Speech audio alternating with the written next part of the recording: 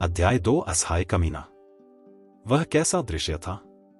यह एक ऐसा ही नजारा था जो सभी जीवित साक्ष्यों को अच्छी तरह समझ में आ गया था। लियो इतना शांत दिख रहा था मानो वह किसी का निधन देख रहा हो। भागो! उसकी आवाज बर्फ की तरह की थी। मैं यह बात दूसरी बार नहीं कहूंगा। लियो, कहीं रुक जाओ। लियो के विला में कोरोना की जिद से कैरोलिन का मूड खराब हो गया। मेरे लड़के बहुत बीमार हैं। क्या तुम अभी भी आंदोलन करना चाहते हो? उसे? लियो ने अपने ओर के डिजाइन को देखा और उसे अनइंस्टॉल कर दिया।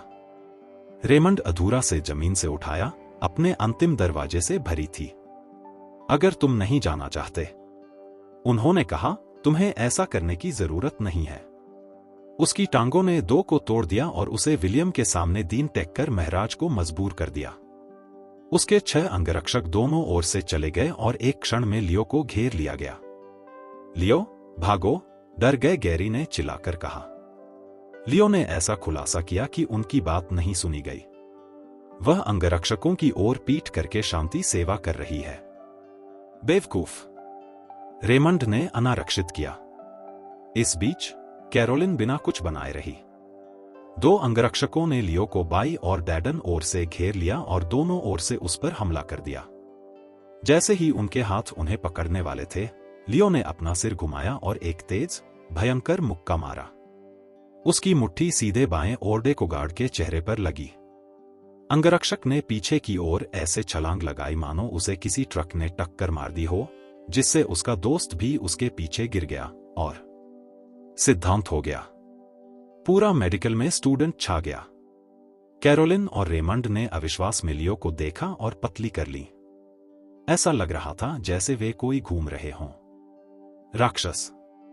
गैरी इतनी डर गई थी कि हिल भी नहीं पा रही थी और उसका मूड कांप रहे थे। वह कुछ कहना चाहता था परंतु उसका कोई निकट शब्द नहीं था। आया। बाकी अंगरक्षक रुक गए और लियो को सावधानी से देखने लगे। वे धीरे धीरे डेरी रेमंड के चारों ओर घिर गए। उन्हें डर था कि वह अगली बार अपने बॉस पर हमला न कर दे। लियो ने ऐसा नहीं किया। वह हमेशा एक तरह से शांत दिख रही थी, मानो वह बस एक मक्खी को मारा हो। उसने पहली बार उनकी तरफ भी नहीं देखा था। वह पीछे मुड़ा और लिविंग रूम की ओर चला गया। रेमंड को तब तक पता चला और उसकी आंखों में विचार का भाव था। कैरोलिन ने चिल्लाते हुए कहा। एक आवाज, लियो, विवाह कैसे हुई? इस क्षण में अंततः उसे समझ में आया कि लियो वापस आने का साहसिक कार्य क्यों हुआ। उसे यह तो नहीं पता था कि पिछले 5 वर्षों में उसने क्या अनुभव किया था, लेकिन वह यह बता सकती थी कि उससे क्या मिला था। अधिक मजबूत। इतना शोर क्यों है? आह! बाहर हो रहे शोरगुल ने विला में मौजूद अन्य लोगों का ध्यान अपनी ओर खींचा। कैरोलिन बाहर चली गई। जब उसने भावशून्य लियो को अपनी ओर आते देखा तो वह बोलना बंद कर दिया और डर के मारे चिल्लाने लगे। उसकी चीख से विला में मौजूद सभी लोग घबरा गए। क्या गलत? यह क्या है? जब बाकी लोगों ने लियो को देखा तो उन सभी ने अपना मुंह बंद कर लिया और गंभीर भाव से उसकी ओर देखा। अपवाद के बिना। मैंने सोचा कि यह बदकिस्मत आदमी मर गया। वह वापस क्यों आया? क्या उसने पहले भी हंगामा किया था? वह क्या चाहता है? लियो ये आवाजें सुनकर रुक गया और उसका चेहरा नरम पड़ गया। सबको मैं समझाता हूं कि क्या हुआ है। बाद में जो हुआ वह बाद में हुआ, उसने विनती की। मुझे पहले अंदर जाकर अपने पिता से मिल लेने दो। तुरंत रुक जाओ। जब लियो अपने रिश्तेदारों के पास से गुजरने वाला था तो एक कर्कश चीख ने उसे रोक दिया। उसने पलटकर देखा कि कैरोलिन की मां रेबेका उसकी ओर इशारा कर रही थी और उसे पागलों की तरह डांट रही थी। आवाज आई, अभागे कमीने! वापस आने की तुम्हारी हिम्मत कैसे हुई? क्या तुमने हमें पहले ही काफी नुकसान नहीं पहुंचाया है? मां, यह वैसा नहीं है जैसा आप सोच रही हैं। चुप रहो! रेबेका ने उसे बेरहमी से काट दिया। जब उसने दरवाजे के बाहर 2 बेहोश अंगरक्षकों को देखा तो वह चौंक गई। तुरंत समझ गई कि क्या हो रहा है। वह और भी क्रोधित हो गई। और अब तुम भड़क रहे हो। हमारे घर में भी परेशानी है। मुझे लगता है कि वह हमें मारना चाहता है। कैरोलिन की दूसरी चाची पैट्रिशिया ने भी उसकी ओर इशारा करते हुए व्यंग्यात्मक स्वर में कहा, सबसे बढ़कर। दुनिया में वापस आने का समय आ गया है।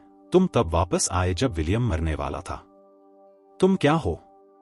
षड्यंत्र? मुझे लगता है कि विलियम की अचानक बेहोशी के पीछे उसका हाथ है। हो सकता है कि वह ही हो जिसने ऐसा किया हो। इसका कारण? कैरोलिन की सबसे बड़ी चाची मार्ला ने बीच में कहा, देखो उसकी टाइमिंग कितनी सही है। इसका मतलब है कि वह वापस आ गया है। कुछ समय से वह हमारे पास से ही जासूसी कर रहा है। अभी 911 पर कॉल करो। पुलिस को बुलाओ उसे गिरफ्तार करने के लिए। अचानक लियो फोर्ड के आक्रोश का लक्ष्य बन गया। यह सब उसकी गलत टाइमिंग की वजह से हुआ।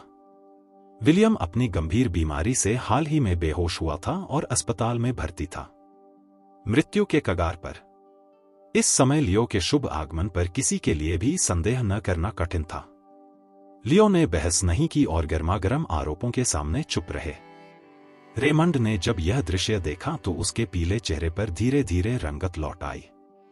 वह ऐसे हंसा मानो उसने हंसते हुए कहा हो, अपना बदला ले लिया। लगता है विलियम ने एक निकम्मे आदमी को गोद ले लिया है। कैरोलिन के चेहरे पर उदासी छा गई और उसने लियो को घूर कर देखा। मुझे उम्मीद नहीं थी कि वह ऐसा हो जाएगा।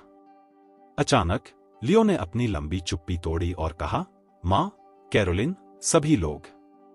उसने सभी को गंभीरता से देखा और गहरी आवाज में कहा, मुझे पता है कि मैं इस पतन का कारण हूं।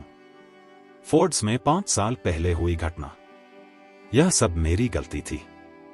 मैं अंततः इसकी भरपाई कर दूंगा, लेकिन अभी समय नहीं है। तुम हमसे बदला चुकाने जा रहे हो। तुम यह कैसे करोगे? अपना अपराध स्वीकार करोगे और आत्मसमर्पण कर दोगे?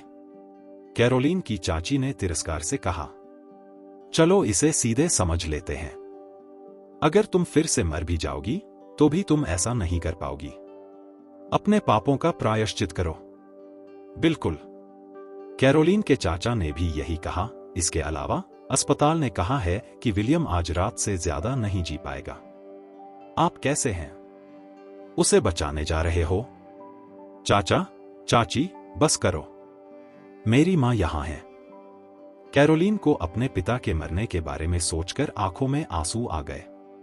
उसने लियो की तरफ देखा। बिना शर्त नफरत। वह ही उसके पिता की आसन्न मृत्यु के लिए जिम्मेदार था। अगर वह 5 साल पहले अपनी शादी से भागा नहीं होता तो उसका परिवार अभी भी मजबूती से खड़ा होता और उसके पिता इतने क्रोधित नहीं होते कि उन्हें दिल का दौरा पड़ जाता। तुम शापित हो। मैं तुम्हें मार डालूंगा। रेबेका अचानक अपनी सारी समझ खो बैठी और चीख पड़ी। उसने पास में पड़े फल काटने वाले चाकू को उठाया, कॉफी टेबल और लियो पर आरोप लगाया। मां, रुको। रेबेका, यह आदमी इसके लायक नहीं है। कैरोलिन और रेमंड इतने भयभीत हो गए कि उन्होंने तुरंत रेबेका को रोकने के लिए कदम उठाया। रेबेका पागलों की तरह चिल्लाई और उनकी पकड़ से छूटने के लिए संघर्ष किया और चाकू लहराया। लियो, तुम मरने के लायक हो। क्या तुम्हें याद नहीं है कि विलियम ने तुम्हारे साथ कितना अच्छा व्यवहार किया था, जैसे तुम उसके अपने थे? बेटा, मैंने उससे कहा कि तुम कोहेन हो, फोर्ड नहीं। मैंने उससे कहा कि वह तुम्हें लाड़ प्यार न करे, लेकिन वह मेरी बात नहीं मानता। अब उसे वह मिलता है जिसका वह हकदार है। मां, बस इतना ही काफी है। रेबेका के शब्दों ने कैरोलिन की यादें ताजा कर दी। उसकी आंखें भी लाल हो गईं। यादें जितनी गहरी होंगी, नफरत भी उतनी ही गहरी होगी। एक क्षण के लिए विला में शोक छा गया। मां। लियो ने रेबेका को शांति से देखा और धीरे से कहा, पिताजी ने मेरी जान बचाई। मुझे उन्हें देखने दो। शायद मैं उसे बचा सकूं। आप। रेबेका कुछ कहने ही वाली थी कि रेमंड ने उसे बीच में ही रोक दिया। चूंकि वह वापस आ गया है, इसलिए उसे उस समय जो कुछ हुआ उसकी जिम्मेदारी लेनी चाहिए। फिर उसने लियो की ओर देखा और कहा, तुम विलियम से मिल सकते हो, लेकिन तुम्हें अपने सभी अपराध स्वीकार करने होंगे। अपराध? लियो की आंखों में एक खतरनाक चमक उभरी। सही। रेमंड ने स्पष्ट रूप से यह नहीं बताया कि तथाकथित अपराध क्या थे। उसने बस उकसावे भरे अंदाज में कहा, तुम्हारा सारा पैसा खो दिया। तंत्रिका? लियो चुप था। वह रेमंड के उद्देश्य को अच्छी तरह जानता था। अगर उसके पिता बच गए तो सब ठीक हो जाएगा, लेकिन अगर वह नहीं बच पाए तो भी सब ठीक रहेगा। वह बलि का बकरा होगा। हालांकि पहले उसे यह पता लगाना था कि क्या हो रहा था। ठीक है, उन्होंने कहा। रेमंड की इस त्वरित सहमति से वह आश्चर्यचकित हो गया। उसने ताली बजाई और कहा, बहुत बढ़िया, एक आदमी को ऐसा करना चाहिए था। अपनी गलतियों को स्वीकार करने की हिम्मत है। अंदर आओ। लियो तेजी से अंदर आया। इस बार किसी ने उसे रोकने की कोशिश नहीं की। रेबेका चिंतित दिखी। रेमंड, तुम क्या कर रहे हो? रेमंड ने उसे आश्वस्त करने वाली नजर से देखा। मुझ पर भरोसा करो। बस मुझे यह सब संभालने दो। अपनी प्रेमिका की मां को शांत करने के बाद वह एक शांत कोने में गया और एक नंबर डायल किया। कौन है भाई? फोन से एक आदमी के हांफने और एक महिला के कहने की आवाज आई। मिस्टर लॉसन, मैंने आपका फोर्ट पूरा कर दिया है और इसके साथ एक छोटा सा बोनस भी रखा है। मुझे विश्वास है कि आप। मुझे इसमें कोई मसाला नहीं है, रेमंड ने चापलूसी के सबसे छोटे कमरे में कहा। लाइन के दूसरे लड़के पर महिला की खुशी से भरी हांफने की आवाज तेज हो गई और आदमी की आवाज और भी तेज हो गई और अधिक अधीर। जो कहता है कहो, मैं साथ हूं। लियो कोहेन वापस आ गया है। हमें कुछ लोगों को क्या बुलाना चाहिए?